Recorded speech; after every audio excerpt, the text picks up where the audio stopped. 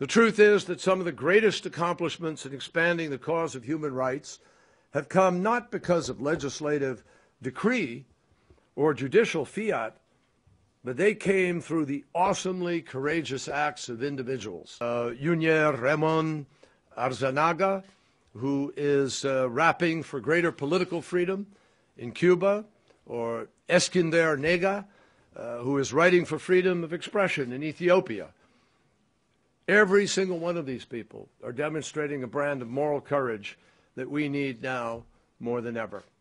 የአሜሪካ ስቴት ዲፓርትመንት በየዓመቱ እንደሚያደርገው የአገራትን የሰብአዊ መብት አያያዝ የሚዘረዝር ዓመታዊ ሪፖርት በትላንትናው ዕለት ይፋ አድርጓል። የ2013 የኢትዮጵያ ሰብአዊ መብት አያያዝ በሪፖርቱ ላይ በስፋት ተተንትኗል። ሪፖርቱ በመግቢያው ላይ ኢትዮጵያ ፌደራል ሪፐብሊክ መሆኗን መሰረታቸው ዘር በሆነ አራት ውህድ ፓርቲዎች ጥምር ኢህአዴግ እንደምትመራ ይገልጻል።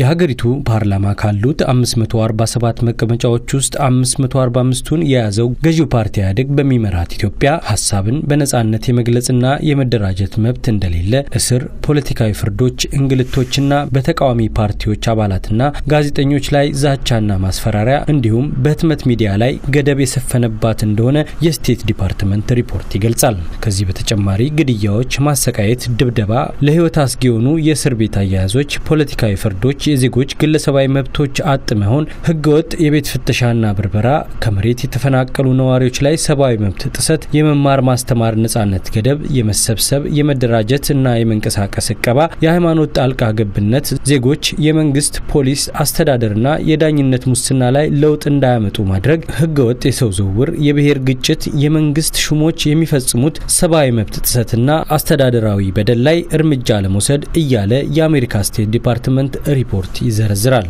በሰባት ክፍሎች ተከፍሎ የተለያዩ ሰብአዊ መብት ጥሰቶችን የሚያነሳው ይሄው ዓመታዊ ሪፖርት ህገወጥ ግድያዎች በመንግስት እንደሚፈጸሙ በሚያነሳው ርዕስ ስር ባለፈው ዓመት ነሐሴ ወር መጀመሪያ ላይ የኢድ አልፈጥር በዓልን ሊያከብሩ ወጥተው የተገደሉና በስር ሆነው ግድያ የተፈጸመባቸውን የእስልምና እምነት ተከታዮች ያስታውሳል። በመቀጠል የት እንዳሉ የማይታወቁ ደብዛቸው የጠፋ ግለሰቦች በርካቶች መሆናቸውን ሌሎች ሪፖርቶችን ዋቢ በማድረግ ይተነትናል። ከዚሁ ጋር በማያያዝ በትግራይ ክልል ህገወጥ ተብሎ ቤታቸው ሲፈርስባቸው ከተቃውሞ ሰዎች መካከል 12 ሰዎች ታስረው እስካሁን የት እንደገቡ እንደማይታወቅ ይገልጻል። ከዚህ በማስከተል ማሰቃየት፣ ሰብአዊ ርህራሄ የጎደላቸው አያያዞችና ቅጣቶች ህግና ህገ መንግስትን በተቃረነ መልኩ በጸጥታ ኃይሎች እንደሚፈጸም በስር ላይ የሚገኘውን የሙስሊም ጉዳዮች መጽሔት አምደኛ የነበረውን ሰለሞን ከበደን በምሳሌነት ያነሳል። በአዲስ አበባ እምብርት ላይ በሚገኘው ማዕከላዊ ወንጀል ምርመራ ውስጥ መርማሪዎች ታሳሪዎችን ለማናዘዝ የሚፈጽሙት ዘግናኝ የማሰቃየት ምርመራ ሂደት እንደሚተገበር ከወራት በፊት የዓለም አቀፉ የሰብአዊ መብት ተሟጋች ድርጅት ሂዩማን ራይትስ ዎችን ሪፖርት በማስረጃነት ያቀርባል። እስረኞችን ዘግዝቆ ማሰር፣ በካቴና ለረጅም ጊዜያት ማሰር፣ ውሃ አካላቸው ላይ በማፍሰስ ጨለማ ክፍል ማሰር በኢትዮጵያ ይፈጸማል ይላል ሪፖርቱም። ይሄ ድርጊት ያሰጋቸው ዲፕሎማቶችና መንግስታዊ ያልሆኑ ድርጅቶች ማዕከላዊ ወንጀል ምርመራን ለመጎብኘት የሚያደርጉት ጥረት በባለስልጣናት እንደሚከለከል ስቴት ዲፓርትመንት ገልጿል።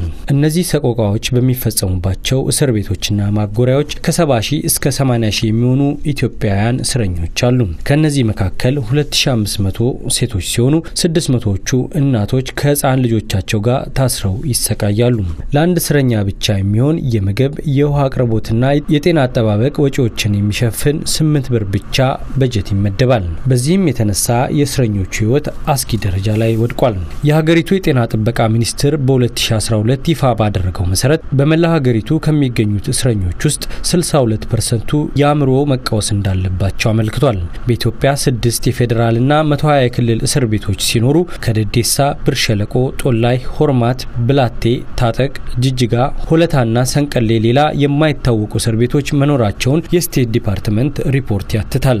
ብዙዎቹ የማይታወቁ እስር ቤቶች የሚገኙት ወታደራዊ ካምፖች ውስጥ መሆኑን ይሄው ሪፖርት ይገልጻል። እስር ቤቶቹ የንጽህና ጉድለት ያለባቸው ሲሆን ፖሊሶች ሰብአዊ መብት ጥሰቶች ይፈጽማሉ። ሰዎችን ያለበቂ ምክንያት ማሰር፣ እስረኞች ክስ ሳይመሰረትባቸው ለዓመታት በእስር ቤቶች መሰቃየት፣ ነፃና ፍትሃዊ ፍርድ ቤትና ዳኝነት አለመኖር በሀገሪቱ ሰብአዊ መብት እንደማይከበር ያረጋግጣል ይላል ሪፖርቱ። የፖለቲካና የህሊና እስረኞችን ሰቆቃን በሚገልጽበት ክፍል የጋዜጠኛና መምህር ርዕዮት ዓለሙ የእስር አያያዝና የሕክምና ክትትል ማጣትን ሪፖርቱ ገልጿል።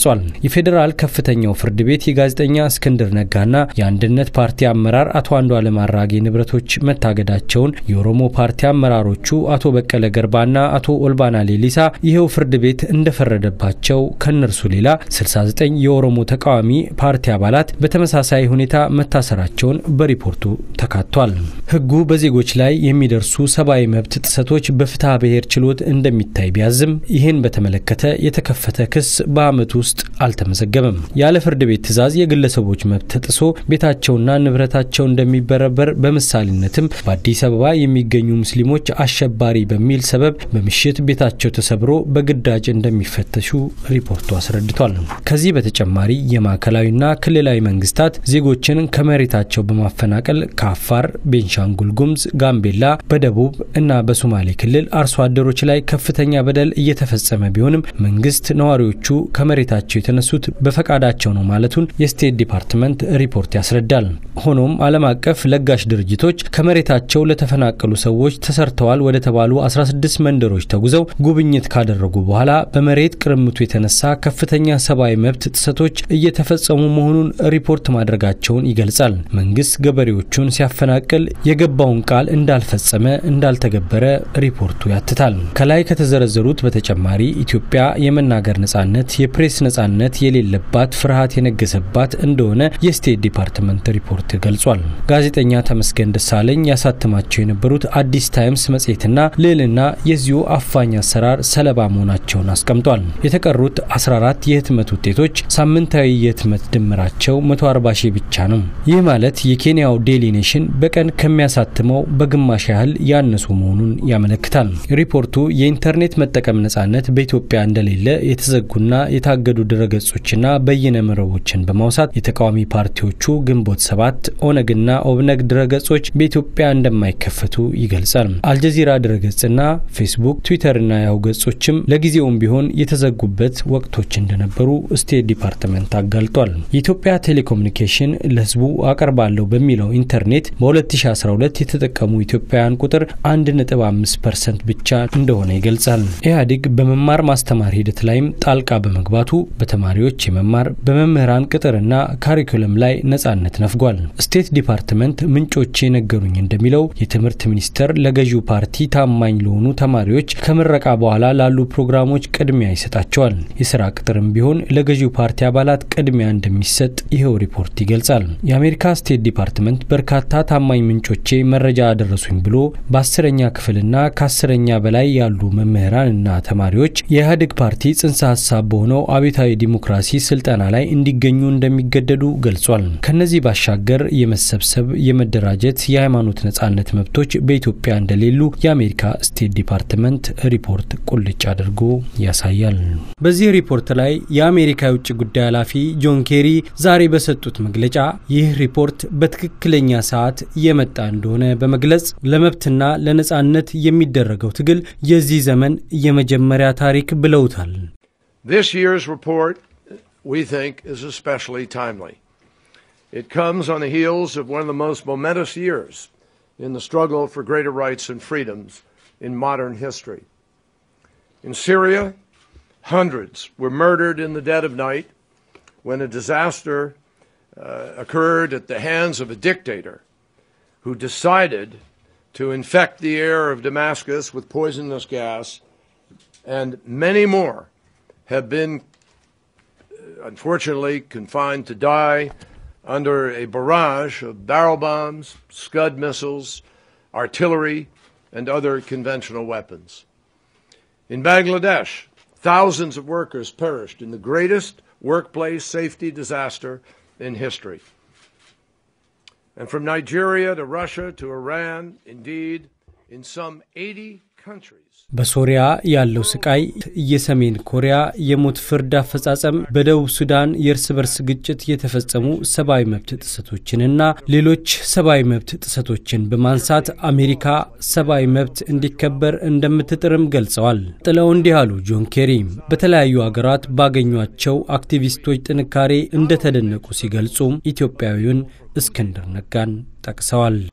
The truth is that some of the greatest accomplishments in expanding the cause of human rights have come not because of legislative decree or judicial fiat, but they came through the awesomely courageous acts of individuals.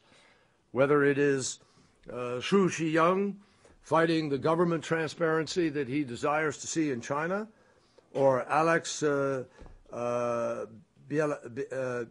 Bialyatsky, who is demanding justice and transparency and accountability in Belarus, whether it is Angel Junior Ramon Arzanaga, who is rapping for greater political freedom in Cuba, or Eskinder Nega, who is writing for freedom of expression in Ethiopia.